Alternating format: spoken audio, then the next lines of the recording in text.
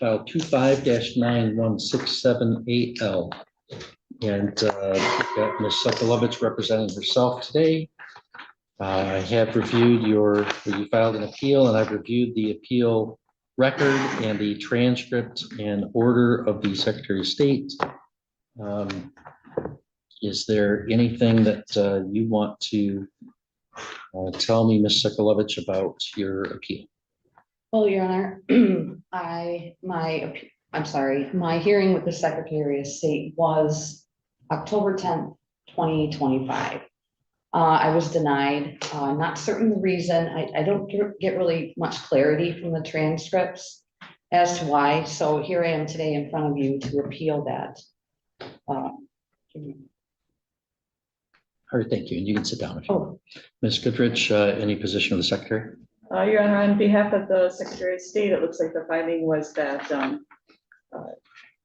that she didn't meet the burden of proof of maintaining 12 consecutive months of sobriety outside of a controlled environment. So being that it was while she was on probation, I believe that's why she was denied. All right, thank you. Well, the Secretary of State commonly uses this rationale that sobriety that occurs while somebody is on supervision from a court somehow doesn't count or should be discounted. And I mean, I suppose there may be, that's not a completely irrelevant fact. There may be a set of circumstances where, you know, let's say somebody's got a 20-year history of substance abuse and they've been a year on probation and a year sober, but in the past they've had all sorts of relapse history. I mean, maybe that's something that they can consider case by case. I'm not saying it's entirely irrelevant, but the way the Secretary of State treated it in this case was to completely discount the time that Ms. Sokolovich had of sobriety while she was in not just regular probation, but a specialized probation of a treatment court program from which she has successfully graduated. It seems to me that there's a lot wrong with the Secretary of State's position. That number one, it discounts the effort of the individual by assuming that they're only sober because they're on probation. Well, I've got news for the Secretary of State. Plenty of my probationers don't remain sober. Although it might make sense to discount forced sobriety for people in jail, being on probation is not forced sobriety. It is still a choice. It is still a chosen path that people take to abstain and get on a path of recovery. I wish that probation resulted in forced sobriety, but it just doesn't. So I think it's factually just wrong to discount that. Secondly, the Secretary of State says, well, they want to see what you can do without the guardrails or the structure of probation. Well, that's, in my mind, pretty rich, because that contradicts the Secretary of State's consistent approach that we want you to have structure in your life to maintain your recovery, like going to AAs. And they routinely say that this sort of lone wolf sobriety is a bad plan, that you need structure. And so for them to then discount the structure that you were provided by a treatment court seems contradictory. And also, probation, especially the specialized probation services like a treatment court program, gives participants a set of tools to help them with long-term recovery, and discounting the sobriety they achieve during those programs ignores the fact that successful participation in a treatment court is a strong indicator of stable recovery. In fact, in study after study and Michigan's own court data repeatedly shows that recidivism rates are significantly lower among people who have graduated from treatment courts. So I do think that the hearing officer in this case entirely discounting Ms. Sokolovich's sobriety time while she was in a treatment court was an abuse of discretion, and that their decision was not supported by competent material and substantial evidence on the whole record. Therefore, I would enter an order that I guess the court will prepare the order. You don't have a proposed order today, do you, granting that? And I know there's some technicalities to that order. We'll go ahead and the court will prepare an order and granting the petition and directing the Secretary of State to issue full driving privileges to Ms. Sokolovich. So we'll enter that order and send that out to everybody, okay? There's a process for that. You can't, that doesn't mean you can drive today. So that's got to get sent out. The Secretary of State's got it. You might have to pay a reinstatement fee, all that stuff. Okay. All right. Good luck to you, Denise. Thank you, Your Honor.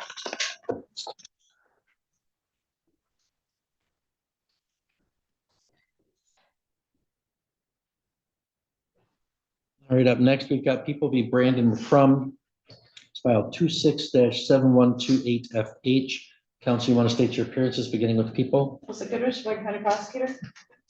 Good afternoon, may it please the court, Your Honor, Michael Moore appearing via Zoom on behalf of Brandon Mccrum, who's present in the courtroom. Okay, thank you. And we're here for an arraignment, and I have a plea agreement in front of me. For purposes of arraignment, do you accept the agree to accept the amended information for plea taking purposes? We do, I am in receipt of that. I have reviewed it with my client. We'd waive any further reading and stand mute at this time. Okay, and is a forensic center referral requested? Forensic Center, Competency, criminal responsibility, you're not asking for any evaluation? no, I understand, no. All right, Mr. Mccrum, I have in front of me a plea agreement for the count 1 OWI third with a habitual second. Do you want to proceed with that today, sir? Want to go ahead and stand, and as best you can, raise your right hand. You solemnly swear that the testimony you're about to give in this matter will be the truth, the whole truth, and nothing but the truth, so help God? Okay, go ahead and have a seat. Now, Mr. Mccrum, you're here in the courtroom and your attorney has zoomed in. Let us know if you need to talk with your attorney at any time. We can facilitate that. We can instead put you in a Zoom room back in the jail to let you have a breakout session and talk with them. Just you being here with me right here maybe facilitates this a little better too.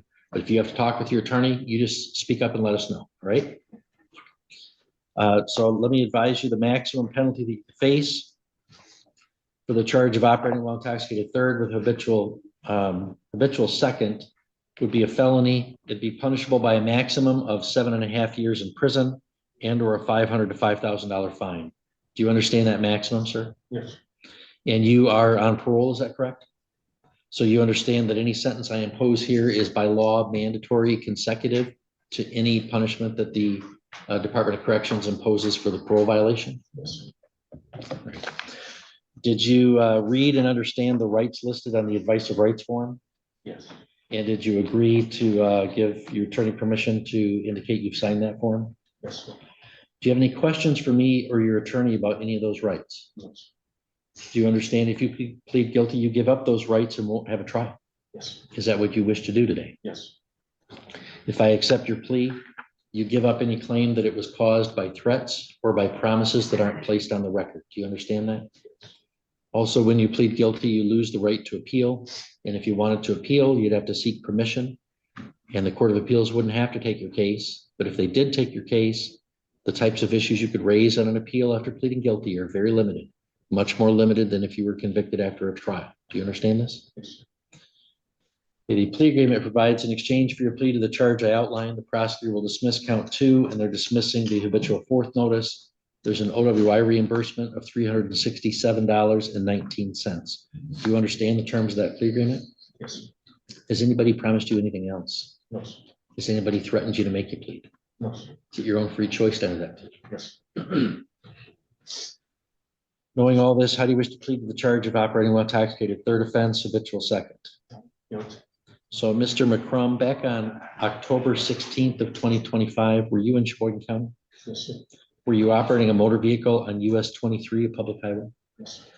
Before you operated that vehicle, had you consumed alcoholic beverages? Yes. Sir. Did you have some contact with law enforcement? Yes. And did they give you a test to determine the amount of alcohol in your body? I am taking a blood test. Okay, do you remember what the results of that test were? 0.14, I believe. Okay, and they were above the legal limit of 0.08? Yes. And did you have prior convictions for operating while impaired by liquor in 1996 in Ohio, Yes.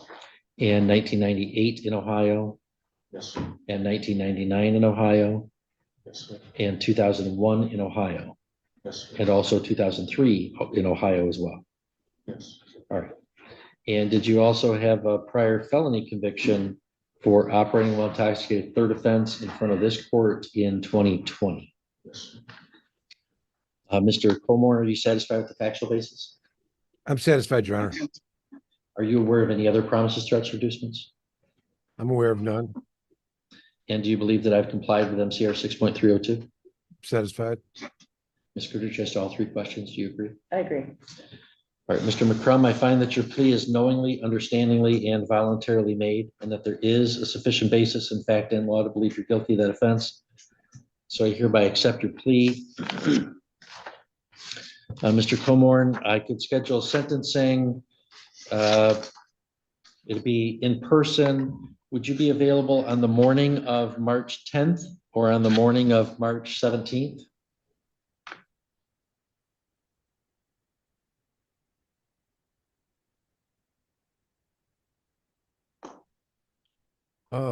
I could be, yes, I can be, the 17th would be better, I think, by morning, you mean, approximately what time?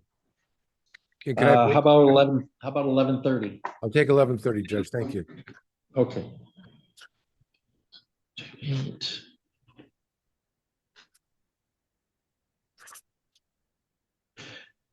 All right, so Mr. McCrum, your sentencing date is going to be March 17th at 11:30 in the morning here in the courtroom. And you'll have to cooperate with a pre-sentence interview so they can write an updated pre-sentence report. So someone from the Department of Corrections will be talking to you about that. Okay. Anything further from the defense? Nothing, Judge, thank you. Anything further from the people? No, Your Honor, thank you. Okay, you're all set, sir.